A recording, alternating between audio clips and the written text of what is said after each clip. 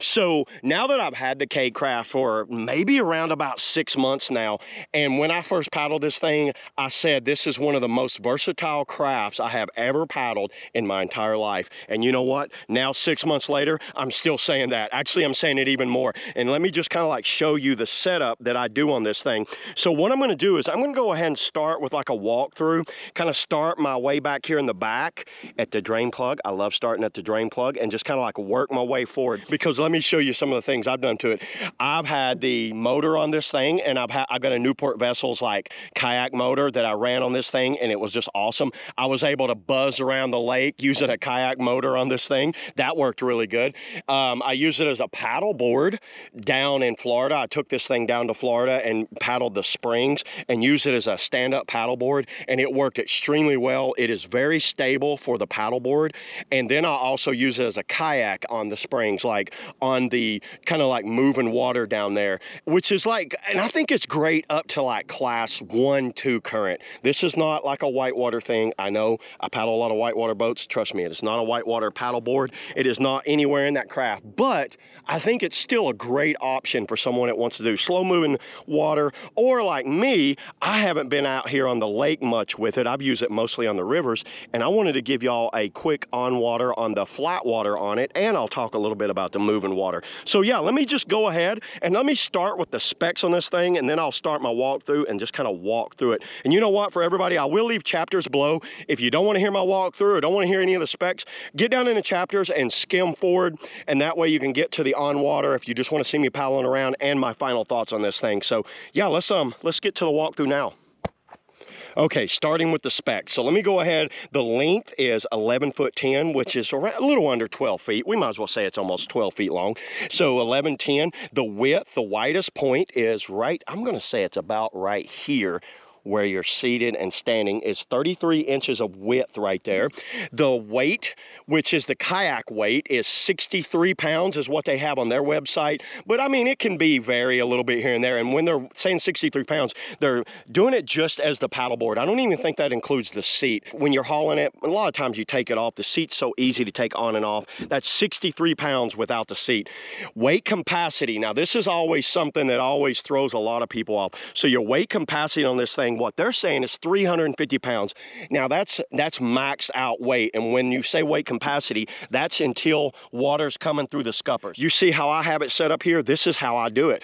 I want kind of a grab and go type boat, because I just run 2 rods, and in here is some fishing gear, a bag, and a paddle, and that's it. That's my whole setup right here. And then I'll get out here on these small lakes, and then I'll pretty much fish for the day, and I can stand, I can paddle, I can motor, can pretty much do it all in this thing. Then I come back, and then I throw it up on my van, and I'm out of here. And as far as colors on this thing, this color right here is one of my favorite colors by far. It's called the Flash, because I love visibility out there. I think there's another kind of orange one that's called the Dawn, and there's a Nor'easter, Seafoam. I think there's up to maybe 5 or 6 colors. I don't really know for sure, but you guys can check the link below on Crescent's website and see the color options on this thing.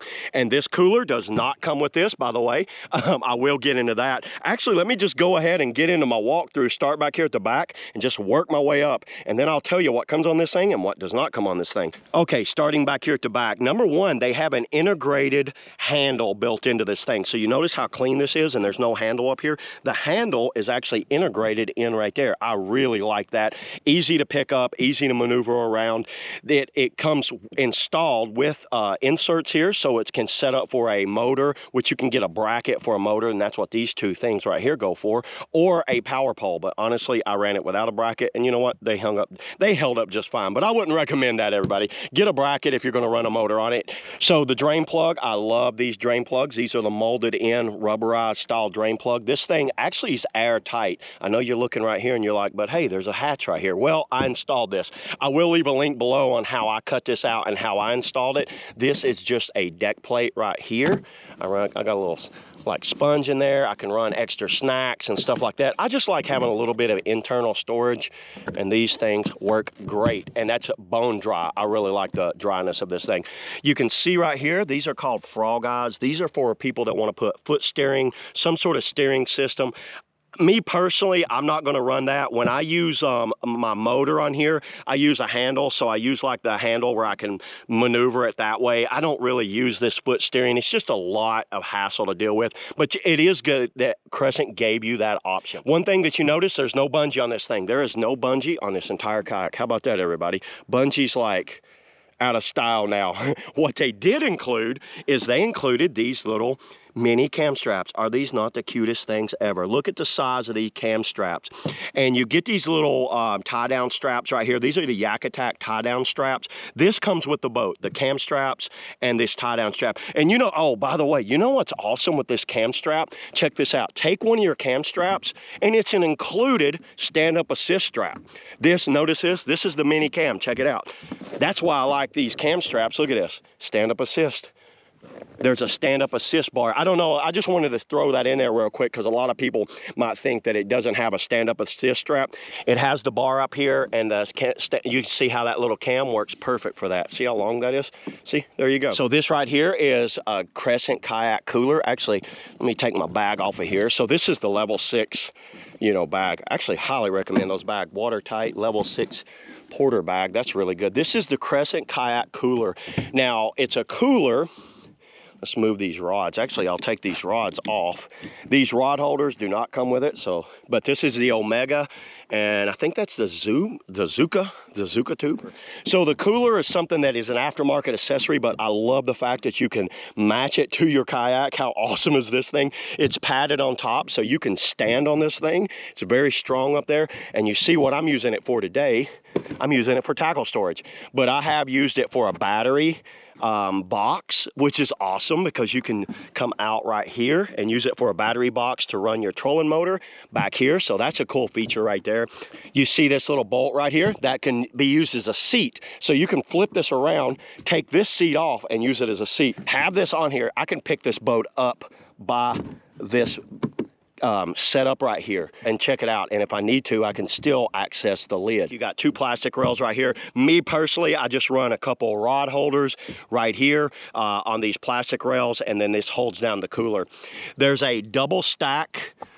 Ain't that cool? There's a double stack bar right here that the Crescent logo, they actually logoed that. And let me show you how easily this seat comes off. By the way, I wear the vest while I'm on the water. I'm just showing you that I have it.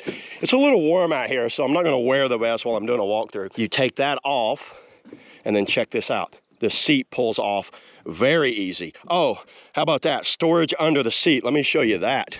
That is a Bass Mafia plastics bag. That's all of my soft plastics. I just store them up under those straps. Now, I think you could do some more storage up under there with Plano boxes or whatever. I got more storage if I want to mess with that. This bar does kind of get on my nerves right here, but I understand why you'd want that bar. It just adds a little more structure to the seat.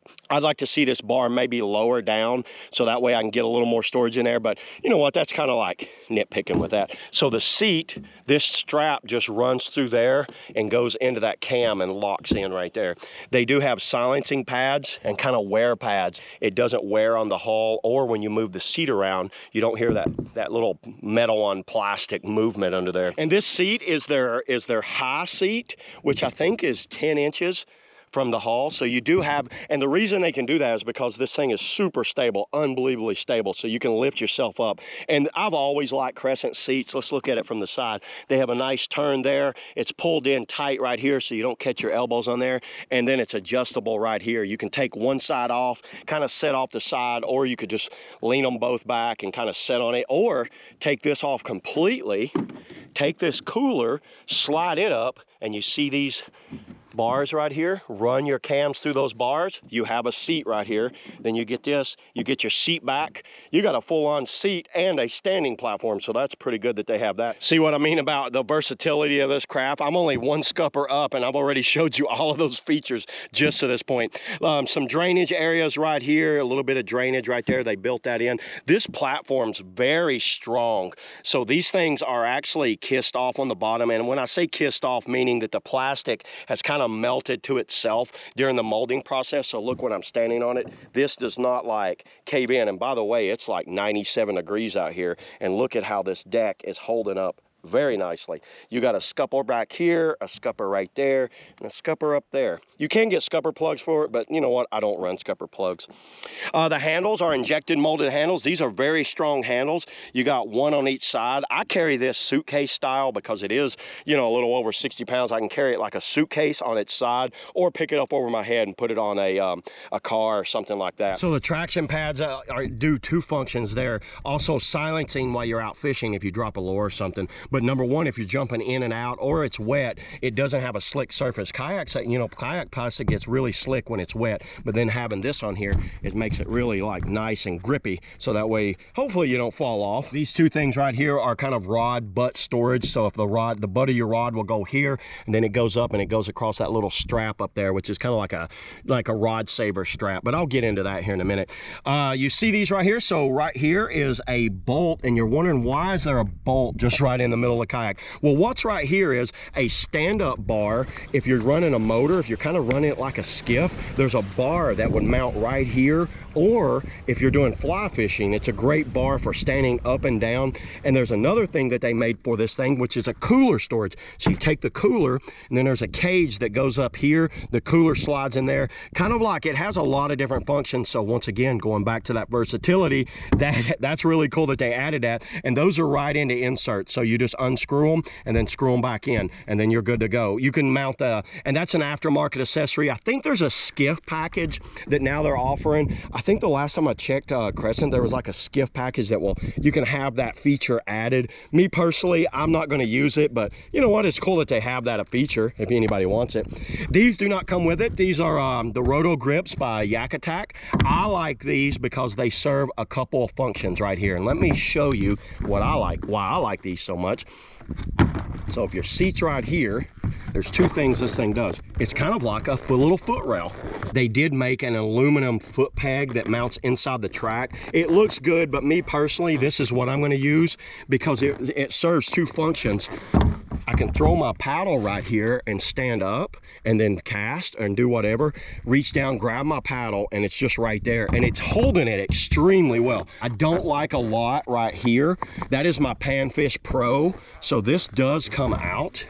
If you pull on that, that comes out like that. So that Panfish Pro will come out, and I'll sometimes run a rod holder up there, but personally, everybody, I don't like a deck with a lot of stuff. So if that's what you want, if you want a Shoaly CK1 and you really want to load it down, light tackle 2, load it down with a lot of fishing stuff, I totally get that. Every now and then we'll throw on my Yak Attack black pack and load it down with a few rods and go out for like a full-on fishing day. But really, 2 rods, some bait, a paddle, and let's go. Okay, moving up to this little dry hatch. This is a dry hatch. This does not access inside the kayak. Like I said, this is an airtight platform, but you do have the option to put the deck plate like I did back there. You open this thing, it's pressure fitted, so it's held down. You're going to take these 2 little straps off. These things, you know, I think they work pretty good. It has a gasket on the inside. They're just 2 bungees tied on, and I like that they did webbing here instead of a hinge. So you see how that, less things to break, less things to go wrong in there. And then it goes like that. That could be a little better right there, but yeah, I think it's fine. I think it works just fine. This thing is like what they call a rod saver. This is pretty cool, actually. So let's open it up just a little bit, right like this, and let me show you. So it's opened up. There's one function right here that the paddle can kind of stick down in there like that. I like that. I like that I can throw my paddle down in there like that. And then the other purpose of this thing is rod tips. So check that out. So you see how it kind of holds my rods. So the butt of the rod goes right there, and then they run through this little rod saver, and you see how it keeps them right at a nice point. So your rod tips are less likely to fall off the edge. That feature I didn't think I'd like that much until I started using it on like boats like the Shoaly. Man, that's a great feature to have. I highly recommend that. And you see how you can adjust it. You can add more rods, you can add less up there, whatever. Pretty easy to take on and off. And y'all see this little gap right here? So this little gap has some it looks like some foam down in there, so they've added, it looks like a traction pad down there. The whole concept behind this gap was you stick your paddle blade down in there like that. I have the Warner Camino, and I've got a lot of dihedral in this blade, so you can see that. This works really well with flat blades, say like a stand-up paddleboard blade, or like a less expensive type blade where it's got those flat plastic blades. But when it comes to a higher end paddle, there's a lot of bend in these paddles, and watch this. I don't like what it does to my paddle blade. It puts a lot of flex in there, but I think it works. I'm not that nervous. It works fine. I think it works great. If I'm standing like this and I just want to stick my paddle there, this is not something I'd use for storage, but if it's like a quick kind of like stick it in there, do a cast, move around, and then I want to lay it down, I'm just going to stick it like that. I have used this thing and it works really well. Do I use it a lot? No, I use either this, or me personally, I like doing that because, believe it or not, that's how I get my paddle up. I stick it down there like that, and if I need my paddle real quick, I just do that. So I know it kind of looks like a magic trick, but it works fine. So yeah, I think it's really good that Crescent did that. It looks great. It's very well done. I used it more when I was paddleboarding than when I used it as I'm kayaking or like out today. I won't use it that much, maybe not at all.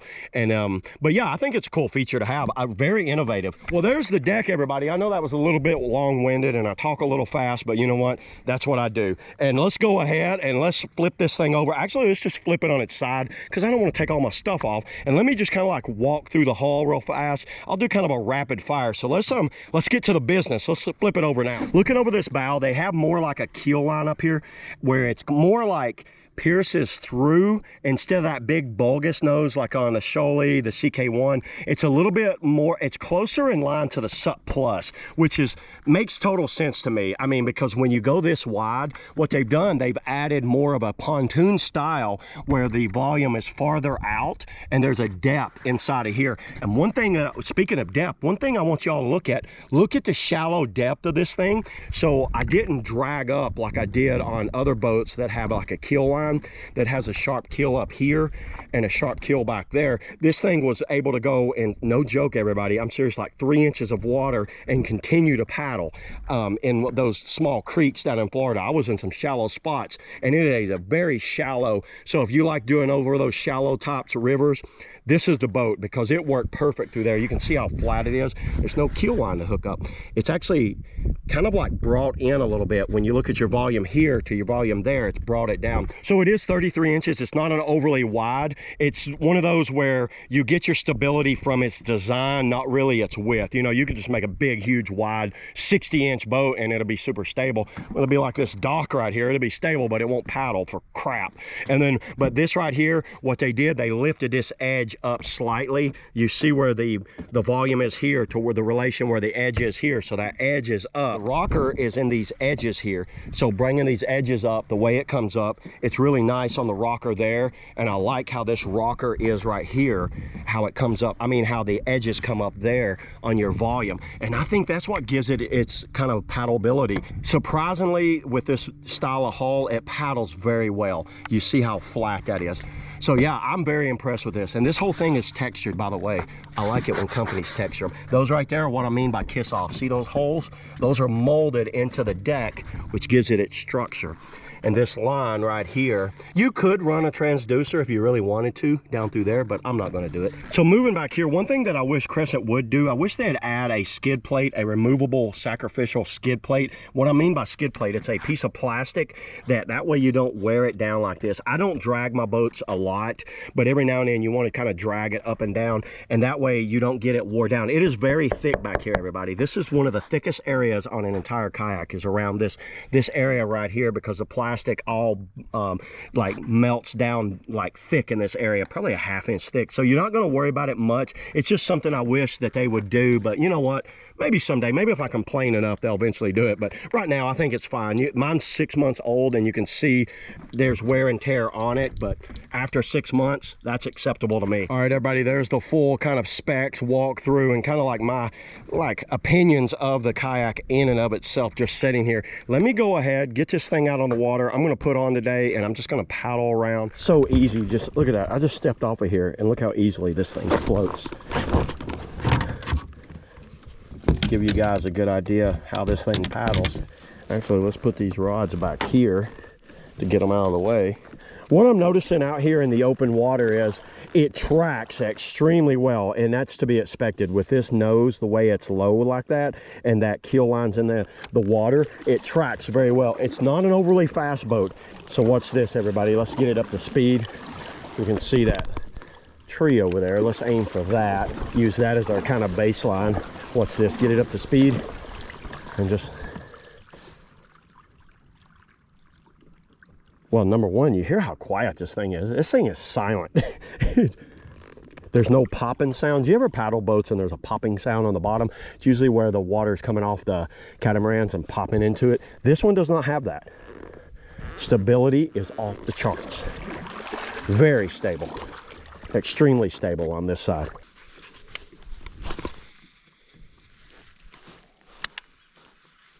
Very easy to fish out of this platform standing like this. This deck is so open. If you can look down there, I've got a nice big open deck, so it's really easy to stand and fish out of this platform. This is one of the features that I like. Like I said, I bring 2 rods out and I just fish like this all day. That's one thing I've noticed too. This thing is very low to the water, so the wind doesn't affect it as much. Now, it's blowing me now because it's blowing in my back, but the wind's not going up under the boat because it's so low to the water. It's not really got like a high profile on the sides, so you don't have to worry about the wind blowing you around everywhere. Okay, you see this tree here? I'm going to show you how shallow this hull is. What I mean by shallow hull is what I was talking about in the walkthrough on how easy it is to go over this thing. So that's probably only a few inches deep in the water, and watch this. Everybody, there you go. Let me show you. Right there. So it's that deep, and I went over that.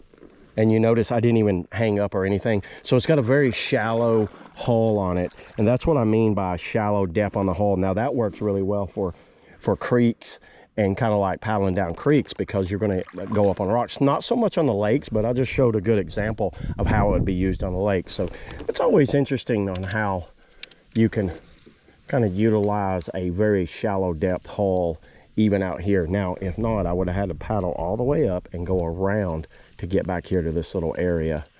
I can access this hatch very easy, and it seems to be dry in there.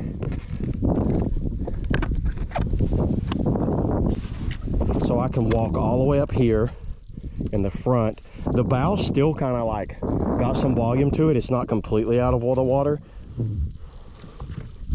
Walking back, turn around. I can turn around like this, use the back of the seat, access the cooler back here. I could probably even access that little hatch if I wanted to. Let me go over my final thoughts. I think this is one of the better boats out there as far as like something that can kind of do it all. When I wanted a kayak that I could just kind of like grab and go, that has a wide variety of usages, say like I said, using it as a supboard, using it as a kayak platform, or just kind of like using it as a motored platform. So like using it as those different options. Once again, Crescent knocked it out of the park. When I think about what I would change on this thing, there's not much. Maybe make it a little lighter. I think it's right around 70 pounds when it's got the seat on it, maybe a little over 70. I think you could go a little lighter with it. There is a lot of structure built into it, so I get why it's a little heavier like that, but I don't consider that heavy. Some of my other fishing kayaks are well over 100 pounds, so I'm not complaining about that. It's just I'm nitpicking. This all worked well. The seat worked really well. It's easy to stand up and set back down.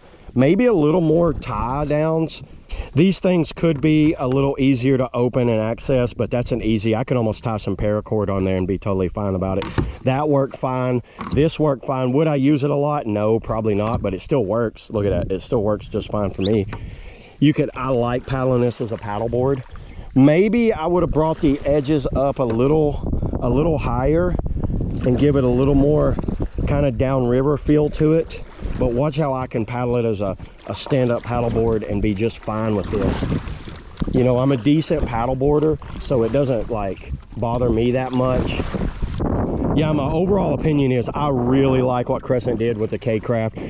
This is my new kind of everything type boat, whether it's supboarding or like kayak fishing like I'm doing today. You know, I'm not really fishing that much. I'm more doing a review, but I'm also doing some fishing. I could load the cooler down and really like have a full-on weekend, load it down with camping gear and camp out of this thing and pretty much stay out in the wilderness. Look how I can sit on the side of this thing and just cast out like this. This is always a nice option.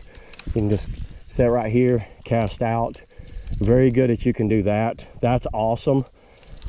Because it's so stable on this edge, I feel like I could stand on that edge. I'm not going to because I don't want to fall in.